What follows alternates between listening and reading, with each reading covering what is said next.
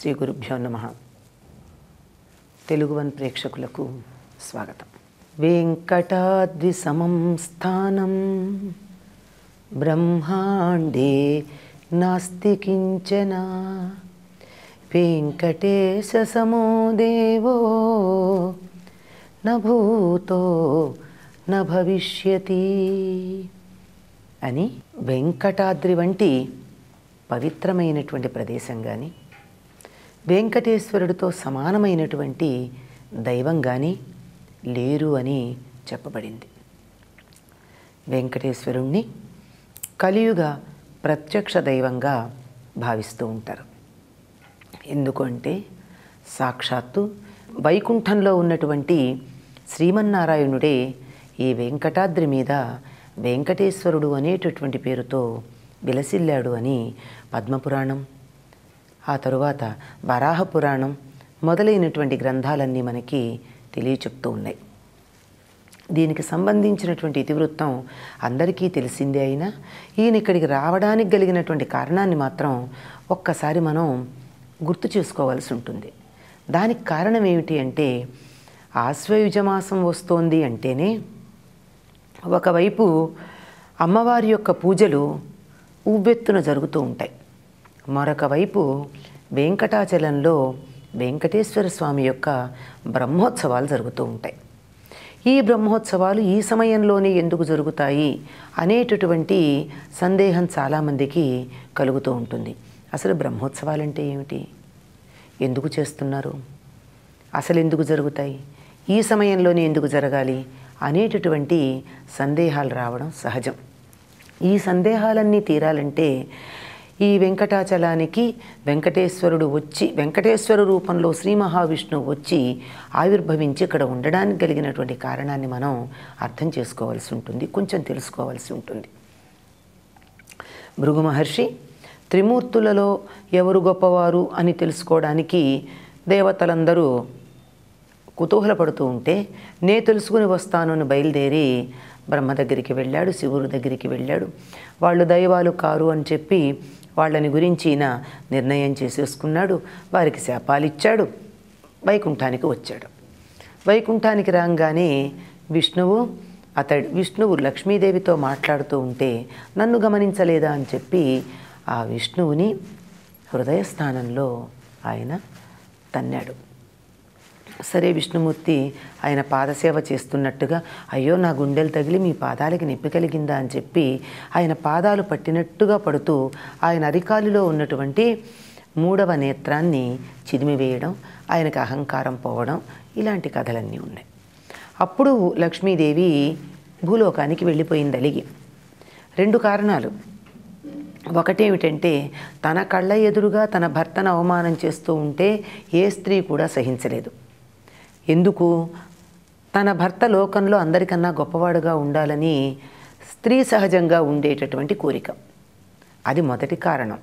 నిజం చెప్పాలంటే దానికన్నా ప్రధానమైన పరపురుషుడైనటువంటి భృగు మహర్షి పాదంతో ఇలా తన్నితే తనని స్పృశించాడు కనుక, పరపురుషుడు తనని స్పృశించినప్పుడు, అందులోనూ పాదంతో తన స్థానం మీద ఆయన కొట్టినప్పుడు ఊరుకున్నాడు అనేటటువంటి కోపంతో అలిగి భూలోకానికి వెళ్ళిపోయింది లక్ష్మీదేవి.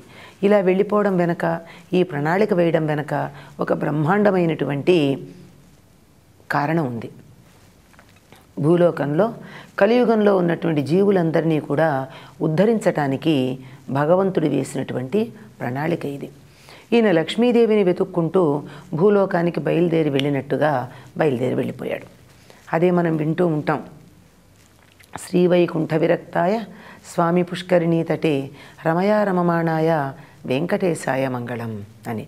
ఆ వెంకటేశ్వరుడికి మంగళం పలుకుతూ ఉండేటప్పుడు చెప్పింది శ్రీవైకుంఠ విరక్తాయ, వైకుంఠం మీద విరక్తి కలిగి వచ్చినటువంటి ఆయనకి. రమయా రమమాణాయ, లక్ష్మీదేవి యందు మనసు పరిపూర్ణంగా లగ్నమైపోయి అందులో ఆనందిస్తూ ఉండేటటువంటి వాడికి. స్వామి పుష్కరిణీ తటే, స్వామి పుష్కరిణి యొక్క తీరంలో ఉన్నటువంటి వాడికి మంగళం కలుగ్గా కానీ మనం ప్రార్థన చేస్తూ ఉంటాం. ఇలా వచ్చినటువంటి వాడు కలియుగంలో ఉన్నటువంటి జీవులందరినీ తేలికగా ఉద్ధరించటం కోసం, వారి భక్తి తన మీద ప్రసరింపచేస్తే వారందరినీ కూడా ముక్తి మార్గం వైపు మరల్చటం కోసం వెంకటాద్రి మీదైన నివాసమై ఉన్నాడు అని చెప్తారు. ఇలా ఈ వెంకటాద్రి మీద ఆయన వచ్చి నివాసం చేసినటువంటి సమయంలో బ్రహ్మాది దేవతలందరూ విష్ణువు లేడే అని చెప్పి ఆయన్ని వెతుక్కుంటూ బయలుదేరి వస్తే, ఆ వచ్చినప్పుడు వారెదురుగా ఈయన ఆవిర్భవించినటువంటి సమయం ఏది అంటే, మనకి ఏ ప్రదేశమో చక్కగా తెలియచెప్తూ ఉంది. ఏ ప్రదేశంలో ఈయన ఆవిర్భవించాడు అనేటటువంటి సంగతి పద్మపురాణంలో మనకి చక్కగా తెలుస్తోంది. ఆదౌ కలియుగే జంబూద్వీపే భారతవర్షకే గంగాయాః దక్షిణే భాగే యోజనానాం శతద్వయే పంచయోజనమాత్రే తు పూర్వాంబోధిస్తు పశ్చిమే మాసే భాద్రపదే విష్ణుతిథౌ విష్ణుసమన్వితే సిద్ధయోగే సోమవారే గిరౌ నారాయణాహ్వయే స్వామి పుష్కరిణీ తీరే పశ్చిమే భూచ్చ పశ్చిమే బృందారకాణాం బృందైస్తు ప్రార్థితో లోకరక్షకః ఆవిర్భూవ భగవాన్ శ్రీనివాస పరం పుమాన్. పద్మపురాణంలో ఎక్కడ ఎప్పుడు శ్రీనివాసుడు అయినటువంటి వెంకటాచలపతి అనే పేరుతో ఉన్న కలియుగ ప్రత్యక్ష దైవమైనటువంటి శ్రీ మహావిష్ణువు ఆవిర్భవించాడో స్పష్టంగా తెలియచెప్పడం జరిగింది.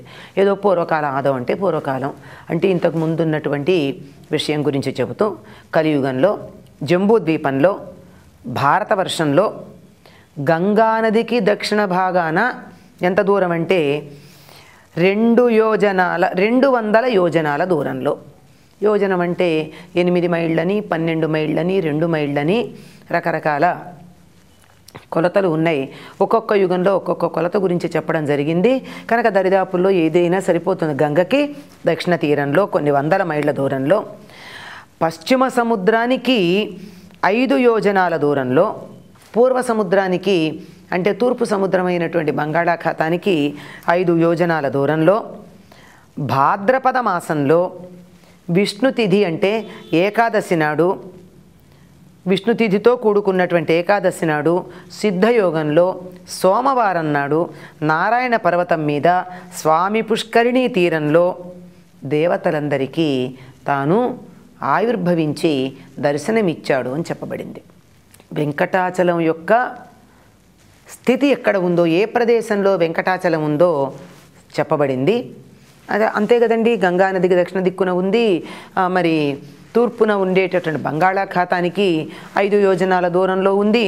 ఇవన్నీ దరిదాపుల్లో మనకి లెక్కలు సరిపోతూ ఉండేటటువంటిది. అక్కడ ఉన్నటువంటి పర్వతానికి నారాయణాద్రి అనేటటువంటి పేరు పెట్టడం జరిగింది. ఎందుకు ఇలాంటి పేర్లు పెట్టారన్నది కూడా మనం తర్వాత తెలుసుకుంటూ ఉంటాం. ఇక్కడ ఆవిర్భవించిన రోజు ఏమిటి అంటే, భాద్రపద మాసంలో సోమవారం నాడు ఏకాదశి తిథి ఉన్నప్పుడు యోగం కరణమని చెప్తామే, సిద్ధ అనేటటువంటి యోగం ఉన్నటువంటి సమయంలో ఆవిర్భవించాడు. దీన్ని మరొక రకంగా ఎలా చెప్తూ ఉంటారంటే, కన్యామాసంలో ఉన్నటువంటి శ్రవణ నక్షత్ర సమయంలో అని చెప్తారు. ఇక్కడ కూడా శ్రవణ నక్షత్రమే. కన్యామాసం అంటే సౌరమానంలో సూర్యుడు కన్యారాశిలో చరించేటటువంటి కాలం. చాంద్రమానంలో భాద్రపద మాసం. అందుకే అప్పుడప్పుడు భాద్రపద మాసంలోనూ అప్పుడప్పుడు ఆశ్వయుజ మాసంలో కూడా వస్తూ ఉంటుంది. అంతేకాకుండా ఈ భాద్రపదం ఆశ్వయుజం అనేటటువంటి తేడాలు ఉత్తర దేశీయులకి దక్షిణ దేశీయులకి తేడా ఉంటాయి. ఎందుకంటే వాళ్ళకి పౌర్ణమితో తిథి మొదలవుతుంది, నెల మొదలవుతుంది, మనకు అమావాస్య నాడు వచ్చేటటువంటి పాడ్యమితో మొదలవుతుంది. ఇంకా వాళ్ళకి ఈ తేడాల వల్ల ఆశ్వయుజం భాద్రపదం అనేటటువంటి తేడాలు కూడా వస్తూ ఉంటాయి. ఏది ఏమైనా మనం ఏదైతే నవరాత్రులు శరన్నవరాత్రులు అని చెప్పుకుంటూ ఉంటామో ఆ సమయంలోనే ఈ బ్రహ్మోత్సవాలు ఈయన ఆ శరన్నవరాత్రుల సమయంలో వచ్చే శ్రవణ నక్షత్రం నాడు ఆయన ఆవిర్భవించడం జరిగింది అని చెప్పి ఆ సమయానికి అటు ఇటుగా మనం బ్రహ్మోత్సవాలు చేసుకోవడం జరుగుతూ ఉంటుంది. ఈ వివరాలన్నీ తరువాతి భాగంలో చెప్పుకుందాం. ప్రస్తుతానికి స్వస్తి.